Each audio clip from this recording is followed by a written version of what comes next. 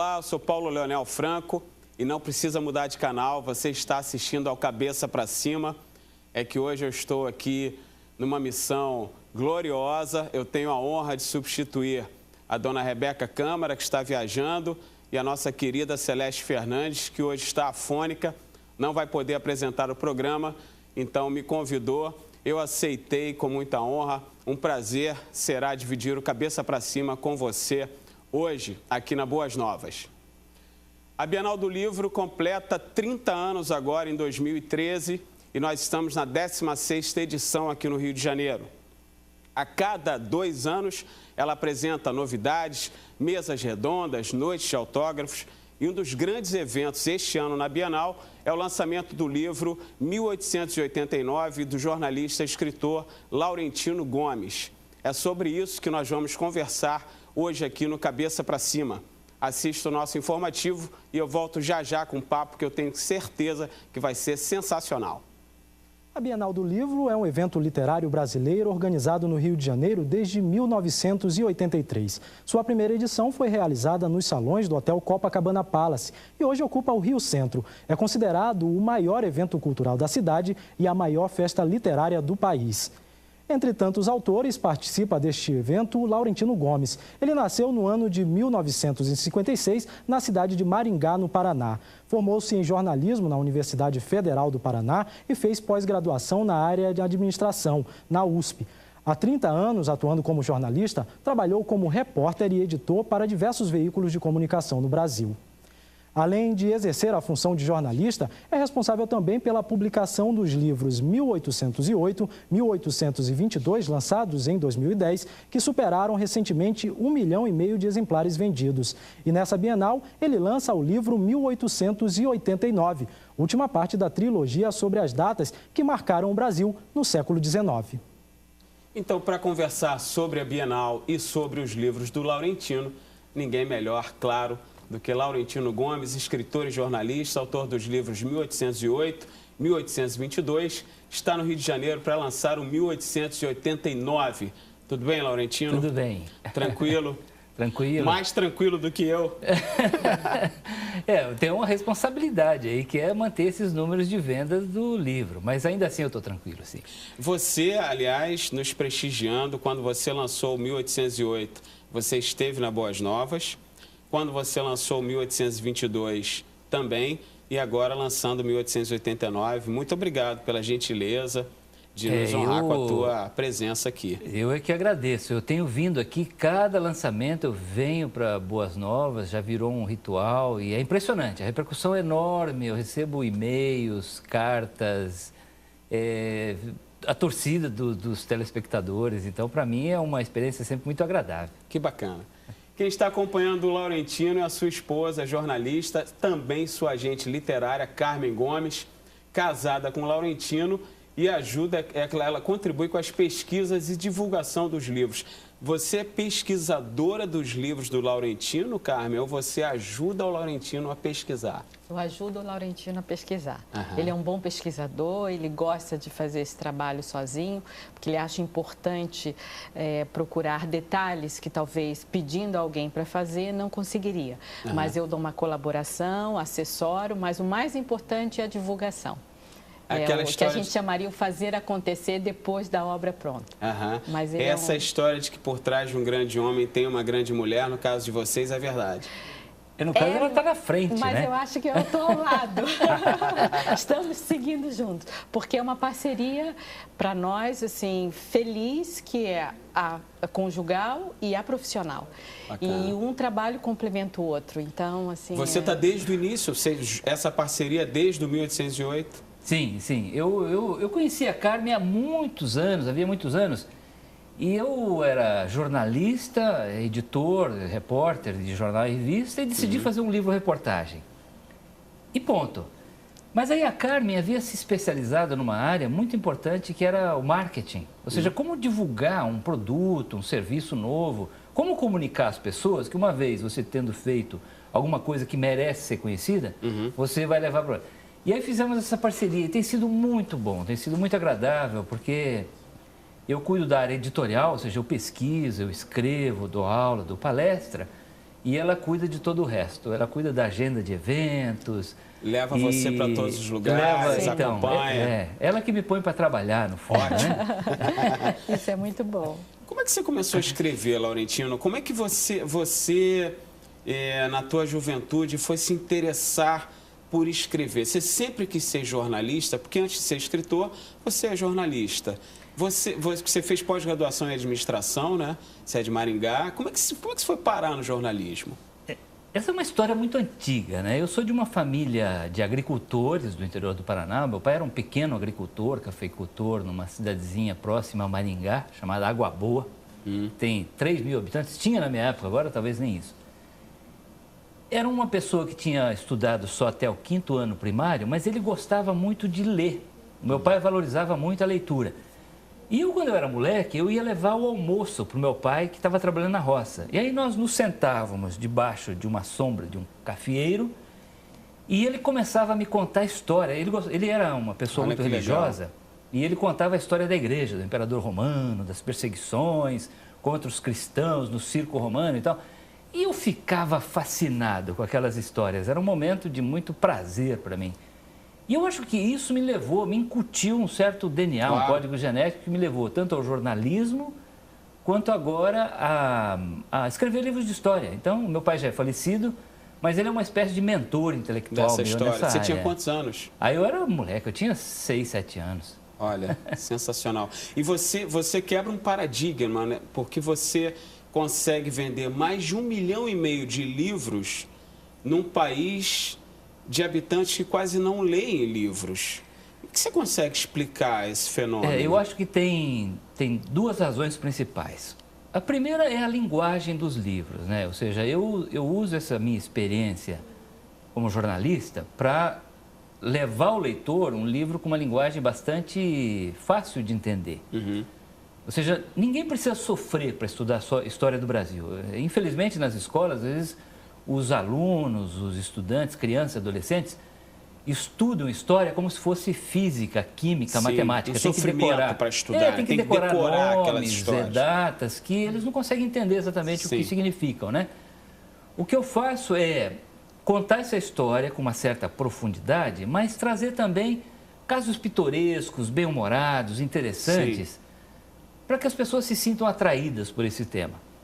Esse eu acho que é um fenômeno. Então, até por isso que eu uso essa linguagem de capa provocativa, né? O subtítulo é provocativo, como né? um imperador cansado, um marechal vaidoso e um professor injustiçado contribuíram para o fim da monarquia e a proclamação da República no Brasil.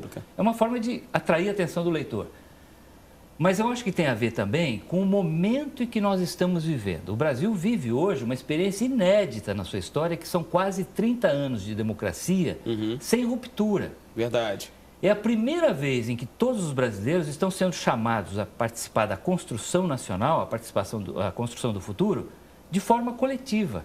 Isso nunca aconteceu antes. E uma democracia novinha. Novinha. Nossa democracia tem menos de 30 anos, desde a campanha das diretas. Sim. Nesse ambiente, a coisa mais importante que você tem que fazer é estudar a história. Porque a história é uma ferramenta de construção de identidade. É pela história que você entende quem nós somos, como brasileiros, individualmente, inclusive. Ou seja, se você não olhar para o passado, você não consegue entender o presente. Claro. Se você não entende nem o passado nem o presente, você não está preparado para construir o futuro. Então, eu acho que os brasileiros estão fazendo essa coisa maravilhosa, que é entender o Brasil. Quem somos nós? Quais são os nossos defeitos? Quais são as nossas virtudes? Como é que nós nos mobilizamos coletivamente para realizar o país dos nossos sonhos? Sim. Então, eu fico muito envaidecido, muito honrado de dar uma contribuição nesse momento em que estudar a história se tornou tão vital. Agradável. Exatamente. E de uma forma agradável, ou seja, são livros que você aprende, mas pode ler na praia, na beira da piscina, no momento de lazer, né? Sim. E uma experiência nova no Brasil, porque é o que a gente chama em outros países da divulgação científica. Sim. Tanto que assim que ele começou a primeira obra, teve uma certa resistência pela academia, porque se parecia que estava querendo tomar o lugar de um historiador, mas não. Acho que o papel do jornalista, sendo eu também jornalista, é divulgar um máximo de conhecimento Investigar. e informação. E exatamente, acho que o trabalho dele, é bom que fale isso para as pessoas, que é a chamada divulgação científica. É tornar mais acessível um conhecimento que geralmente na academia fica mais fechado porque é de interesse dos próprios pesquisadores. E por um problema de linguagem, né? Eu ia te perguntar isso agora. Se você, como jornalista, claro, você é esposa do Laurentino, é lógico que você o admira, lógico que você o ama, essas questões a gente não discute. Mas você, como jornalista, você considera que o Laurentino hoje contribui para a história do Brasil no mesmo nível que o Gilberto Freire, quando escreveu Casa Grande Senzala, no mesmo nível que o Sérgio Buarque de Holanda, quando começou a falar do brasileiro, né, lá atrás? Você acha que hoje o Laurentino ele consegue estar junto a esses grandes escritores? Porque ele é um grande escritor. Mas ele é suspeita para dar essa opinião. Mas como jornalista. Mas como jornalista. Com certeza, porque eu acho que a parte principal disso é a oportunidade que a sociedade brasileira, nesse momento, está tendo, né? E é muito curioso com tudo isso que vem acontecendo, que ninguém programou. Sim. Né? Esse livro vem realmente debater essas questões desse momento do Brasil, as manifestações. Eu sem dúvida nenhuma, não hesito em achar que não seja assim. É sim, porque nós estamos em outro momento e ele está conseguindo transmitir a história que já foi escrita por vários outros historiadores, especialistas da área, trazendo de uma forma acessível. Tanto que ele sempre recomenda, depois que lerem os meus livros, vocês podem dar continuidade num aprofundamento nesse conhecimento da história com Sérgio Buarque de Holanda, com Gilberto Freire, porque eles são pessoas especializadas, foram, né? Pessoas especializadas, mas contribuem, depois de um entendimento mais fácil, contribuem para a pessoa adquirir conhecimento. O que eu pretendo ser é um divulgador, é um abridor de portas. Ou seja, o Gilberto Freire, o Sérgio Buarque de Holanda eram pensadores do Brasil, eles eram pesquisadores. Mas eles escreviam para um público muito pequenininho, até porque era um país de analfabetos. Claro. Numa linguagem, às vezes, bastante técnica, acadêmica. E talvez eles tenham sido mais lidos bem mais recentemente do que na sua própria... sem dúvida, sem dúvida. Próprio lançamento de seus livros. Então, o que eu pretendo fazer como jornalista? Eu acho que essa é uma missão. Essa é uma vocação que eu herdei, né? Que eu ganhei, graças à graça. É ser um abridor de portas, ou seja, numa linguagem acessível a um público amplo, não habituado a ler sobre esse assunto, tornar a história do Brasil atraente, acessível, de maneira que, depois de ler os meus livros, talvez esse leitor se sinta estimulado a ler o Gilberto Freire, a ler o Sérgio Buarque de Holanda. Sim. Então, eu acho que se eu cumprir essa função, está resolvido. E a história do Brasil, ela é cercada de histórias que não correspondem, às vezes, à verdade dos fatos históricos. E você desmistifica isso um pouco, né? Acho que nem um pouco, você desmistifica isso nos teus livros, porque você vai lá, os seus livros são de verdade. É importante dizer isso, né? Eles não são livros de ficção sobre a história do Brasil. Não, é um livro de não ficção numa linguagem literária, jornalística. É muito importante entender que a história, ela não é uma ciência exata. Os acontecimentos, os personagens do passado, eles não mudam mais. Você não muda mais o que o Dom Pedro I foi. Claro. Mas a história continua mudando pela forma como nós olhamos o passado. É como se fosse na geologia, que camadas e camadas vão se sobrepondo de maneira que alteram a superfície do planeta ao longo de milhares, milhões de anos. Isso também acontece com a história, ou seja, a história é feita de mitos, de projeções, de sonhos, de valores que nós colocamos no passado. Sim. Então, para você estudar a história, é importante levar em conta que sobre os personagens e os acontecimentos reais, os personagens de carne e osso, foram construídos mitos. E aí é importante você entender por que esses mitos foram construídos criados, claro. E tentar entender o acontecimento e o personagem real por trás. Qual o objetivo de se criar mito em cima daquela determinada personagem, né? É o que eu procuro fazer. Agora, também eu não tenho ilusão de que eu estou escrevendo uma história isenta de manipulação e tal, porque eu sou brasileiro, eu sou parte da sociedade brasileira. Claro. Então, eu também reflito valores e necessidades da sociedade em que eu vivo. Então, eu assim... A minha contribuição é mais um tijolinho nessa longa construção, inclusive mitológica. Mas eu espero que as pessoas olhem e digam, ok, aqui tem uma história um pouco mais equilibrada do que eu habituei até hoje, nos livros didáticos, nos livros da história oficial, né? Mas Legal. um dado interessante Fala, que eu acho assim, fascinante agora tendo os 3 livros, fechando uma trilogia do século XIX sobre a construção do Estado brasileiro, é que o Laurentino trouxe para as pessoas, para nós, a oportunidade de conhecer esses personagens. Sim. Que ele fala até de carne As e osso. pessoas escutam falar, Exatamente. mas não sabem exatamente quem são essas pessoas, né? Porque é interessante, como ele sempre fala, uma coisa é você ver a escultura, né, o general, ou enfim, o Dom Pedro, o imperador, em praça pública, Sim. né? Aquela escultura de bronze, Isso. de pedra.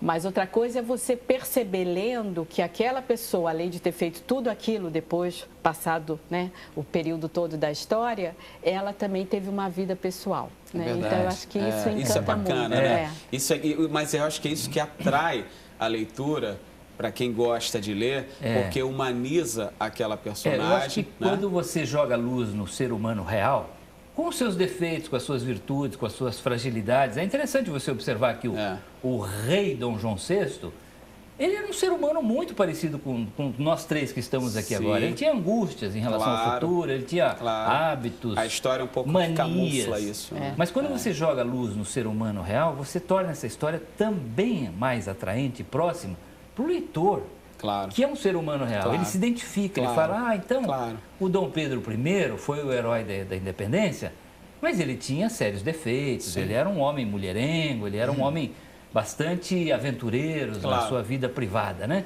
Mas isso mostra um encanto, que o ser humano é assim, não é? É verdade. Ele é assim. Laurentino, eu estou fazendo uma coisa que eu reclamo muito quando eu estou do outro lado, que é estourando o tempo do programa.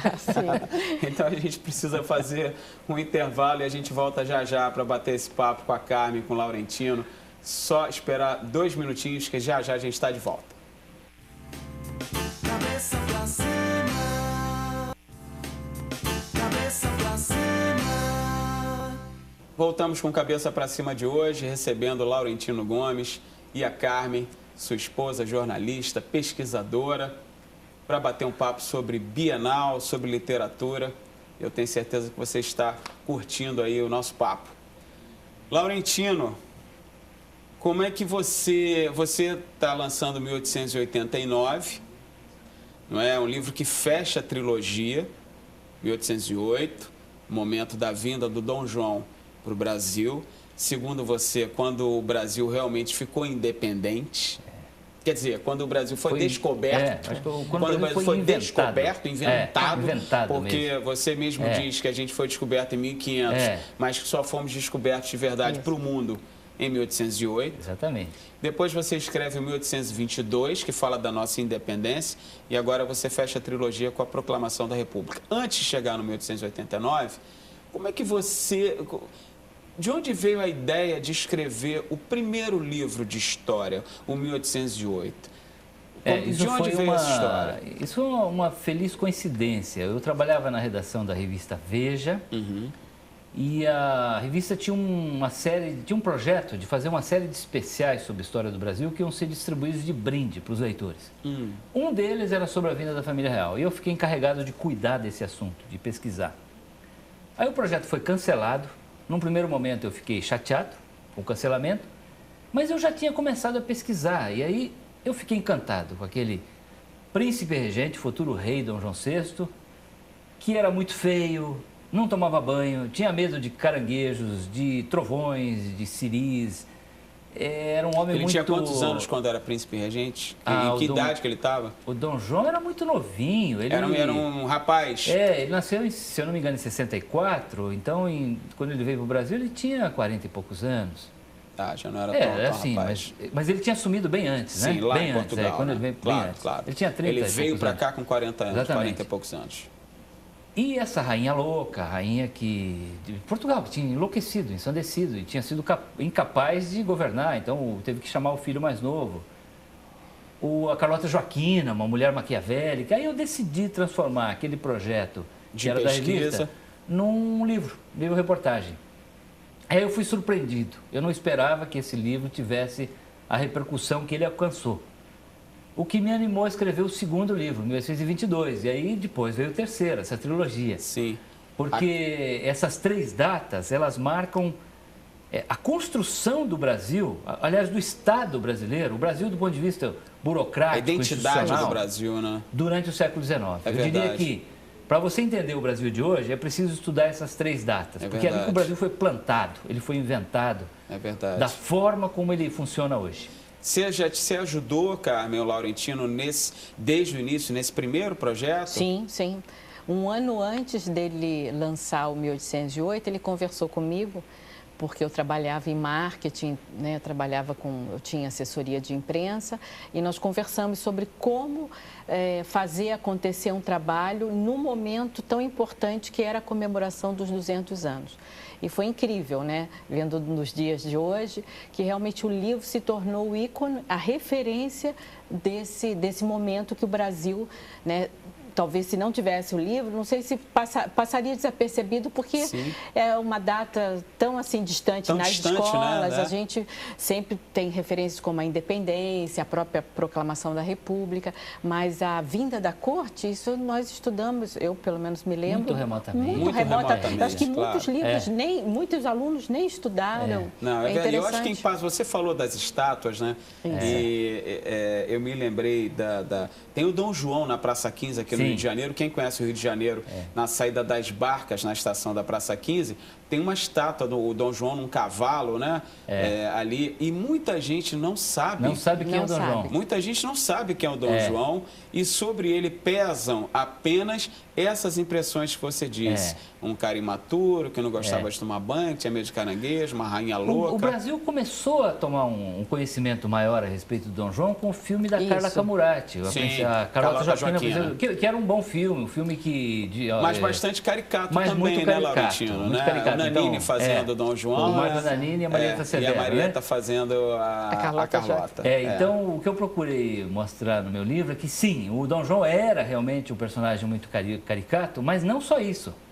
O Dom João foi, digamos, um inventor do Brasil, ele que pavimentou, construiu Estradas, o caminho, abriu os portos. e principalmente pavimentou o caminho do Brasil em direção à independência. Ah, sim. Você perdão. não consegue entender a Você independência. está falando da questão... eu estou Simbólica, falando da assim. questão física, Mas você ele está também falando da mandou construir questão... Mas estrada. também fez Foi. isso, né?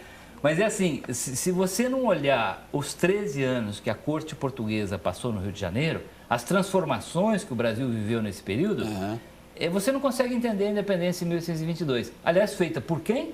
Pelo filho do Dom Pelo João filho VI, do Dom João. o príncipe regente e O futuro Pedro. imperador Pedro I. Isso. Ou seja, é o herdeiro da coroa de Portugal que lidera a independência do Brasil. Esse é um processo inédito na história. Louco, quase. Nunca né? aconteceu isso, especialmente na América. Não é? Então você vê, são personagens surpreendentes, importantes, né? Como é que vocês começaram? Você começou a pesquisar por causa do trabalho para Veja, mas onde é que vocês foram buscar esse conteúdo? Existe conteúdo disponível no Brasil com essa substância para escrever o teu livro? Esse material está disponível para estudantes que queiram se aprofundar? Eles podem onde? Biblioteca Nacional? Onde é que você foi? Que fonte você foi beber? Sobre a história da corte, já existe muita documentação, porque é um período muito curioso. Até a chegada do Dom João no Rio de Janeiro, o Brasil era um país proibido. Só entravam aqui os portugueses e os escravos africanos cativos. Os estrangeiros não, até porque Não, aqui tinha o claro, ouro, o diamante. claro. Quando o Dom João abriu os portos e trouxe a corte para o Rio de Janeiro, chegaram os viajantes, missões artísticas, científicas, os diplomatas, os militares adidos e assim por diante, os comerciantes ingleses. E todo mundo chegou no Brasil com a obrigação de descrever aos outros que estavam lá fora que lugar exótico, misterioso era esse. Então você tem muita iconografia, Muita tem muito documentação. diário de viagem, Sim. tem Debré, tem Debré, Rugendas, maravilhoso. tem os inventários científicos de Márcio Spix e muita iconografia, muito É um interessante. período muito bom. Agora, Agora, documentado, né, é. Agora, eu diria que esse conhecimento ele estava primeiro restrito a um público muito especializado. Mas ele está, por exemplo, você pode visitar a Biblioteca Nacional do Rio de Janeiro, o Museu Histórico Nacional no Rio de Janeiro, que é um lugar Sim, muito bonito, bacana. muito bem cuidado, eu recomendo uma visita. Lá tem muita coisa, tem o Museu Mariano Procópio de Juiz de Fora, que está fechado, mas vai reabrir logo. e assim por diante. Na internet hoje, curiosamente, tem muita informação. Agora, o que eu fiz foi, além de produzir um livro para o leitor adulto, fazer uma versão juvenil. Exato. Então eu fiz tanto do 1808 quanto do 1822 para tornar esse tema ainda mais acessível para um jovem estudante, para que faixa etária você... ele vai de 8 a 15, 16 anos. Então são livros mais lúdicos, menores, não tem tanto texto. Você enxugou o texto. Isso. Mas você mudou a linguagem também ou você só enxugou? Sim, porque o livro tem ilustrações, mais ilustrações, né? Tem. Esse trabalho foi feito por um escritor especializado em linguagem juvenil, que é o Luiz Antônio Aguiar. Então, ele pegou o meu texto e, digamos assim, filtrou para um estudante criança ou adolescente. E, em vez dos quadros famosos, nós botamos ilustrações de uma senhorinha, minha amiga, lá de 83 anos, em Caxias do Sul, que é uma grande ilustradora. Então ficou uma coisa muito bonita, um livro muito agradável. Legal, né? Muito atraente. Você faz um livro para jovens, ilustrado por uma senhora pela de Rita 83 Brugger, anos. Que é maravilhosa. E ela junta as duas pontas, né? E ela é muito cuidadosa, então ela sabia exatamente como é que era uma ordem do mérito, de que lado punha a faixa. Então é uma ilustração moderna, mas baseada em pesquisa histórica rigorosa. A repercussão desse lançamento foi legal, foi bacana? Vocês tiveram um bom retorno? Foi, especialmente nas escolas. Eu acho que os professores entenderam que, nesse caso das versões juvenis, havia um esforço para tornar o assunto mais acessível para os estudantes. Então, eles reagiram muito bem. Vocês conseguiram com o MEC, com o Ministério da Educação e Cultura, algum tipo de parceria ou algum tipo de financiamento para que esses livros possam chegar às escolas públicas brasileiras? Não, hoje as editoras, elas têm esses acordos, né, contratos na área educativa, e o livro hoje está posicionado como paradidático. Ele é um livro complementar ao professor. Então, muitas vezes o professor é que recebe o livro, ou o professor indica, ou as bibliotecas recebem também. Aqui no Rio de Janeiro, tiveram uma compra de lote para todas as escolas municipais, né? Em São Paulo também, estaduais. Mas é um livro, assim, a posição dele hoje a gente chamaria paradidático. É um livro que ajuda e muito ele complementa o professor e o próprio estudante a estudar aquele assunto do livro didático. Entendi. Quer dizer, ele complementa e enriquece, né? É porque os livros didáticos, eles têm uma técnica, como é que ele é feito, ele tem um objetivo. Ele espelha a grade curricular. E o meu livro não. O paradidático, ele acrescenta, ele ajuda. Ou seja, você que estudou o livro didático assim, está aqui uma história para complementar e te dar um panorama mais amplo desse assunto, para você entender melhor o que está sendo ensinado. E hoje a gente tem um retorno dos professores, principalmente quando ele vai fazer palestras em escolas, né, que nós damos muito em todo o Brasil, que os professores ficam encantados pela ajuda que o livro oferece para explicar essa história aos estudantes. Eu tenho uma pergunta de telespectador que tem a ver com o fato que a gente conversou no primeiro bloco. Eu estava falando para você como é que você explicava você vender 1,5 milhão de livros. Já deve ter vendido mais do que isso, mas é o número que a gente tem na nossa pesquisa. 1,5 milhão de livros num país onde dizem que as pessoas não gostam de ler. Vocês têm alguns outros dados que desmentem isso? O brasileiro está lendo mais? Eu acho que assim, é errado dizer que o brasileiro não gosta de ler. O brasileiro não lê, mas por várias razões. Primeiro, porque é um país com um índice de escolaridade muito menor do que a gente gostaria. Ou seja, uma pessoa que é uma analfabeta funcional não vai ler mesmo. Não vai mesmo. Tem que frequentar uma escola. Claro. A segunda é que o livro ainda, infelizmente, no Brasil é muito caro. Nem sempre os programas dão acesso ao livro em todas as regiões do Brasil, não tem bibliotecas suficientes e assim por diante. Mas não é verdade que o brasileiro não gosta de ler. Se você escrever livro de forma acessível, que o preço também seja acessível, divulgar esse livro adequadamente, então as pessoas vão ler. É a experiência que eu tenho, as pessoas amam, adoram, viram fãs. É muito interessante, é uma experiência muito recompensadora. Então, o brasileiro gosta de ler, sim. E como tudo, fazendo uma comparação com a própria história, o que a gente vive hoje, a gente sabe que tem a ver com o passado, né? Com pelo menos essa história do século XIX, o que a gente também observa é a questão cultural. Então, assim, os os pais que não leem, os filhos também, Não provavelmente, mesmo que a Claro, escola, né, que tem um papel É. fundamental, e a gente sabe que a proposta dela é fazer motivação para os estudantes, mas quando ele chega em casa, ele não tem um outro estímulo. Se não que seria reverbera em casa, Exatamente. não Então, vai ler. isso é uma consciência. Quer dizer, É, a não gente vai acredita ler. que agora O está hábito mudando. da leitura vem de Exatamente. dentro Vem de de casa, dentro. segundo mostram as pesquisas. Isso. Pais que não leem dificilmente estimulam os Verdade. filhos a ler. Você sabe que a minha avó paterna, ela foi professora, foi secretária de educação lá em Niterói, e ela tinha um hábito, ela chegava na minha casa sempre às 6h30 da manhã, porque sabia que eu estava saindo para o colégio, chegava com um jornal. E tomando café, ela escolhia uma notícia e falava assim, lê essa notícia aqui. Eu tinha que ler. Que bom. E tomando café, ela perguntava, o que você achou? É legal? Tá certo? Tá errado? Isso é Qual é a sua maravilhoso, opinião sobre isso? maravilhoso, é. Então, isso, eu procuro fazer isso, né, com as minhas filhas, ler, e recomendo a você, telespectador do Cabeça para Cima, que pratique esse hábito em casa. Ler é muito bom, ler traz conhecimento, ler traz sonho, ler faz a gente viajar, faz a gente aguçar a imaginação, os sentidos, a emoção. É muito bacana ler, recomendado por mim, Boas Novas, Laurentino e Carmen Gomes. E a gente volta já para continuar esse papo aqui no Cabeça para Cima. Cabeça pra cima. Cabeça pra cima. Voltamos com Cabeça para Cima. Hoje especial, porque estamos recebendo um convidado especial, e diferente, porque eu estou apresentando o programa. Quem chegou agora, sou Paulo Leonel Franco. Estou aqui substituindo a Celeste, a dona Rebeca, no dia de hoje. E quero pedir a você aproveitar, como elas sempre fazem, aproveitar para mandar um recado para você que é semeador da Boas Novas. E se você ainda não é, quero convidar você a ser semeador.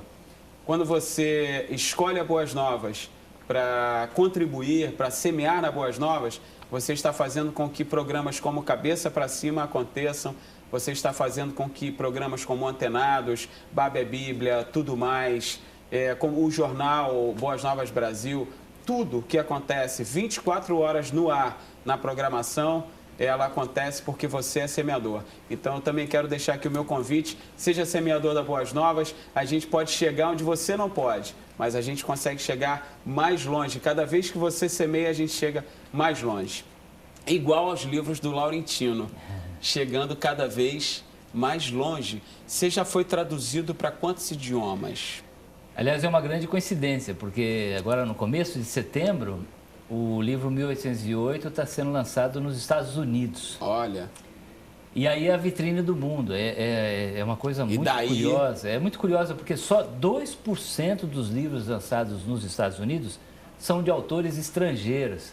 Então você imagina o privilégio que é você lançar um Claro. livro. Existe uma grande curiosidade hoje lá fora a respeito do Brasil. Esse Sim. país emergente, Sim. que vai fazer Copa do Mundo, Olimpíadas e assim por diante. E eu acho que a melhor forma de você entender um país é estudando a sua história. Então, eu estou muito curioso a respeito de como os americanos vão receber o teu vão livro. reagir ao meu livro. Que bacana, Laurentino. Mas ele já foi publicado também em Portugal, agora a edição inglesa em inglês está disponível também no Canadá, Portugal, como é que foi em Portugal Em Portugal a recepção? foi muito bem. Porque eles estão ligados diretamente Em aos seus Portugal foi livros. muito A nossa bem, os história livros nós temos. tiveram uma repercussão boa, mas, por exemplo, o 1808, por razões diferentes do Brasil. Aqui nós comemoramos a chegada da corte, porque ali que Lá o eles Brasil ganha lamentaram. independência. Lá eles lamentam, porque com a vida da corte, Portugal perdeu o Brasil. Claro, e acusam Dom João de ter sido covarde, de ter fugido de medroso. Napoleão. Essa imagem caricata do Dom João vem de Portugal, ela Claro. foi construída lá. Mas eu diria que o interesse é o mesmo. Os dois países, apesar de razões opostas, estão muito interessados em entender o que foi que aconteceu. Bom, eu e Carmen concordamos já aqui que você já está no patamar do Gilberto, do Sérgio e agora do Jorge Amado. Acho que o Jorge Amado talvez esteja incluído, não sei se eu estou falando uma bobagem, mas acho que o Jorge Amado já tem livro publicado nos Estados Unidos. Ele faz tem. parte, Jorge Amado né, é um dos escritores dos- mais publicados né, fora do Brasil. não Isso. E assim, você está virando Jorge Amado também, chegando ali no... Bom, você tá fazendo igual o Chico Buarque de Holanda, que quando quer escrever vai para Paris. Você passou um ano fora pesquisando o 1889, seu livro novo, sendo lançado hoje, sendo lançado aqui no Rio, né, na Bienal. Fala um pouquinho agora do 1889, deixa eu ver. Esse livro ele é resultado de uma pesquisa de 3 anos. Eu li cerca de 150 outras obras sobre esse tema. E ele trata da proclamação da República.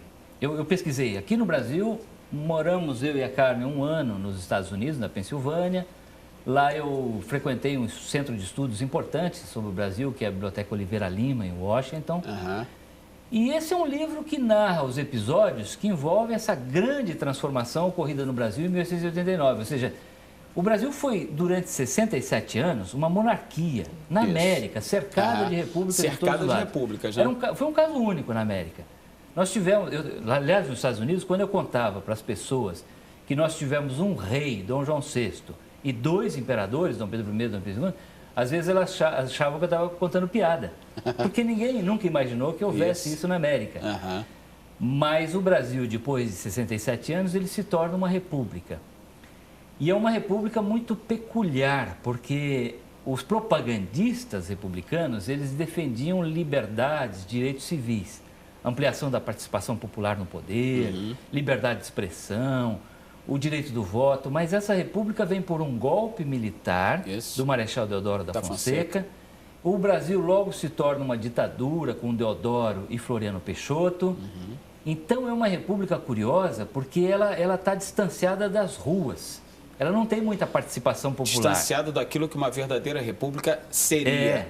E eu acho, inclusive, que hoje, quando nós observamos o Brasil, as manifestações de rua, as pessoas querendo mudar o Brasil e questionando as instituições que estão em Brasília, tem muito a ver com esse episódio.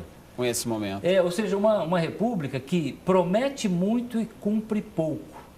Ela promete alfabetizar as pessoas, educar, fazer reforma agrária, distribuir médicos e coisas assim, mas ela demora em cumprir as suas promessas. Então, eu acho que isso gerou uma frustração muito grande no ar e as pessoas agora querem realmente construir uma república que reflita os seus sonhos, que melhore a vida delas, que traga benefícios para a vida delas, né? A gente vive hoje um país em que se pensa primeiro no que é bom para quem manda. Exatamente. Não é? Então eu acho Infelizmente. que agora eu acho que esse é um momento.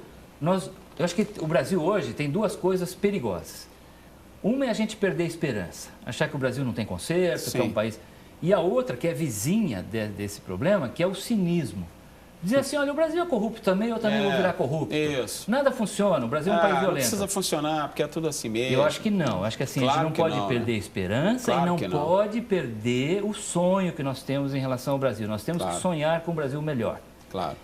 E como é que se faz isso? Participando. Isso. Mas eu temo que às vezes as manifestações elas são uma coisa meio caótica, meio sem rumo. É importante que essas manifestações se reflitam tem um direcionamento, né? Em voto consciente no ano que vem. Ou seja, é preciso que essa insatisfação se e esse reflita sonho no voto. Se reflita em voto consciente. Nós temos que votar e escolher os nossos representantes para que eles lá em Brasília realizem o Brasil dos nossos sonhos. O brasileiro, nós estávamos falando, né, na hora que nós estávamos nos maquiando lá no camarim, o brasileiro gosta dessa coisa meio messiânica, né? Quer ter um pai no poder. E o teu livro fala um pouco disso, né? Que a figura do Marechal Deodoro é isso. Você aí depois tem os generais da ditadura no país. A gente estava falando do Figueiredo como ícone maior, um cara truculento, eu prendo e arrebento, eu dou escotada e tal. E a gente chega no Lula, que é o pai dos pobres. É o pai dos pobres, mas para muitos de nós seria a antítese disso. Porque muitos de nós votamos no Lula achando que ele seria alguém que pudesse transformar o país. E não fazer o que eu acho que assim, o Brasil tem essa perspectiva assim, do salvador da pátria, né? Infelizmente, até por uma herança monárquica, do rei, do imperador, que cuidava de tudo, provia todo mundo, resolvia todos os problemas, sem que as pessoas precisassem participar. O brasileiro, infelizmente, ele participa muito pouco da atividade política. É verdade. Ele vota e se esquece o nome do seu candidato. Com certeza. Ele não participa de reunião de condomínio, de reunião de paz nas escolas, de sindicatos, de comunidades de bairro. Ele não participa de nada, mas ele espera muito do Estado. Ele espera que o Estado brasileiro, na figura desse pai bondoso, sábio, mais ético do que às vezes ele é, e mais eficiente, resolva tudo por ele. E numa democracia não é assim que as coisas funcionam. Se você quiser transformar o Brasil, você precisa tomar decisões, você precisa compartilhar as responsabilidades, votando bem. E se você votou errado, muda o seu candidato na próxima eleição. Claro. Porque senão a gente fica nessa perspectiva do salvador da pátria, assim. Aliás, é até perigoso, porque isso pode virar um golpe. Então, já que nós não que ele é o salvador, deixa ele lá. Já que nós não conseguimos nos organizar para melhorar o Brasil, vamos chamar um general para fazer isso? Não pode. É um risco. Aí é golpe, é um risco. É verdade. A prática democrática é muito complexa, né? Ela é boa para nós, a gente sabe, a gente conhece outras experiências no mundo todo, principalmente nos países civilizados, mas ela começa dentro da nossa casa. Sim. Independente da hierarquia dos pais com os filhos, mas é importante que todos cheguem a um consenso para qualquer coisa que seja decidida. Claro. Então, isso vai para a família, vai para o grupo da escola, para os amigos e chega na comunidade, porque eu acho que esse aprendizado da democracia vem muito da nossa cidadania, como eu me coloco como cidadão. É verdade. Então, eu acho que os brasileiros entendendo isso, através da manifestação, mas sabendo a sua responsabilidade, o seu dever, né? Porque nós temos os direitos e os deveres. Eu acho que a gente caminha aí para um futuro promissor que não sabemos qual data, mas eu acho que a esperança é essa, para um futuro promissor. E principalmente é importante focar... Tudo começa em casa, né, Carmen? Tudo Desculpa, Laurentino, é importante isso que você falou, porque tudo começa, a formação do brasileiro, de qualquer pessoa, tem que começar em casa. A cidadania se forma em casa valores primeiro, familiares, cidadania, o que é certo, o que é errado. Não pode fazer, você disse, aqui todo mundo já ligou assim o botão de tudo bem, deixa pra lá, e aí o cara quer ser político para se dar bem. Você percebe isso também no Brasil, né? Às vezes o brasileiro, ele vai para a mesa de bar e toma uma cerveja e diz, no Congresso todo mundo é corrupto, não vale a pena votar e tal. Mas ele joga lixo na rua, ele fura o sinal de trânsito. Ele quer ser vereador para poder se dar bem na política, deixa o som ligado até de madrugada sem se preocupar com o som do vizinho. Então, assim, às vezes a gente cobra relações éticas do Estado que nós não cultivamos no âmbito familiar, nas nossas relações sociais. Então é importante. Para melhorar o Estado brasileiro, nós temos que melhorar primeiro a sociedade. É verdade. Pela educação, pela cultura. É verdade. Bom, eu preciso ir ao intervalo. Laurentino sempre está com a gente aqui. Carmen também, Muito vocês obrigada. sabem, no Cabeça para Cima sempre tem música no quarto bloco. Hoje não é diferente. A gente tem o Ministério Lugar de Adoração cantando para a gente. E a gente volta já já. Cabeça pra cima.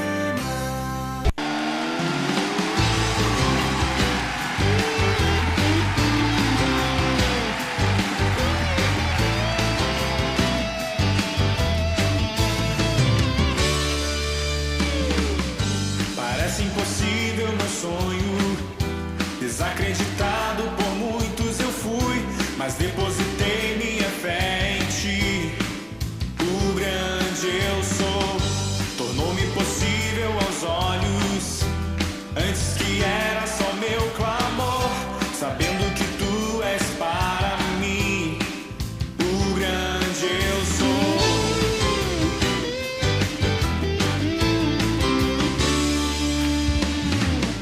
Parece impossível meu sonho, desacreditado por muitos eu fui, mas depositei minha fé em ti. O grande eu sou, tornou-me possível aos olhos, antes que era só meu clamor, sabendo que tu és para mim.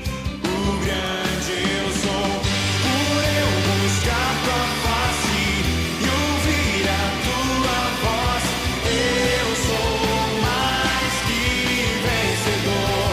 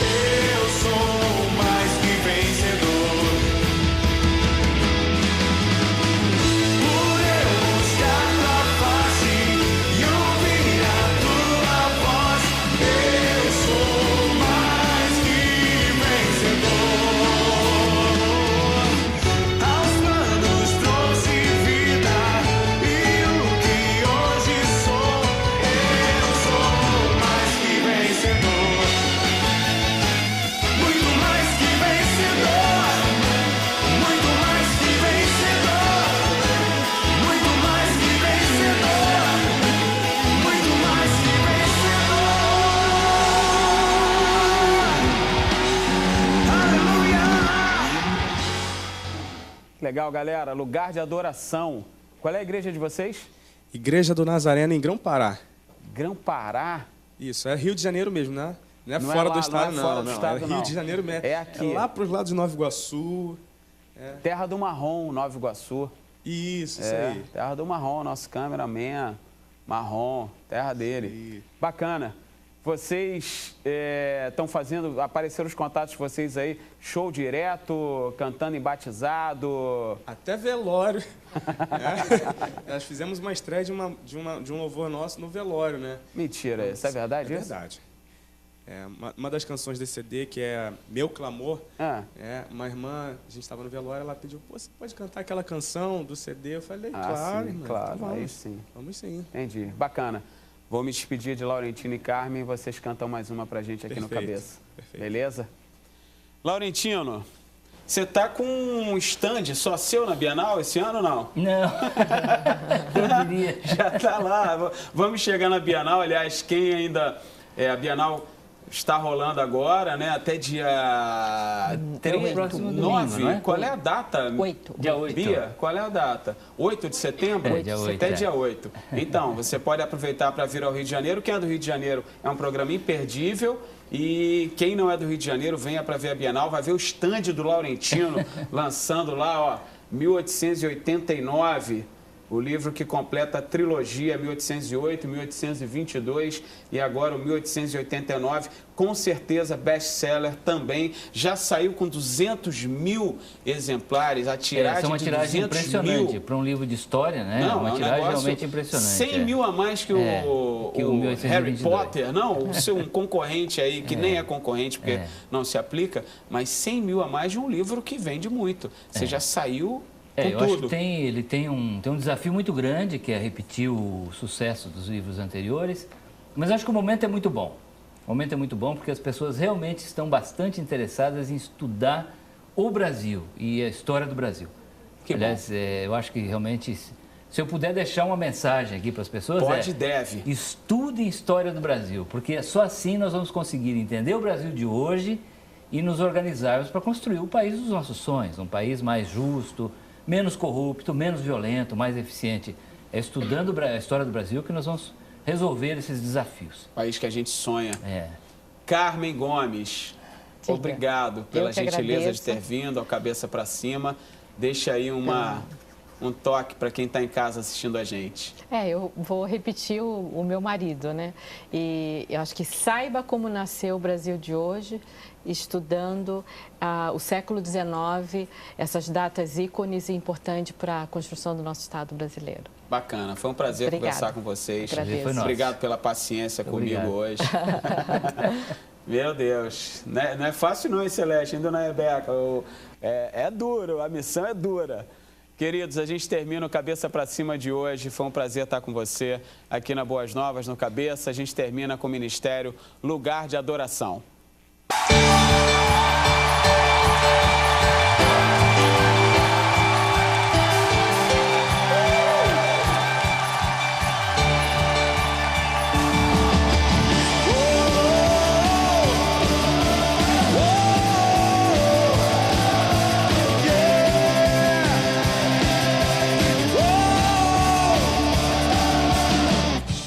Quando chego em tua casa, Deus de amor, chego pra adorar e a te celebrar. Santidade ao Senhor em minha vida é reconhecer teu amor por mim. Durante a noite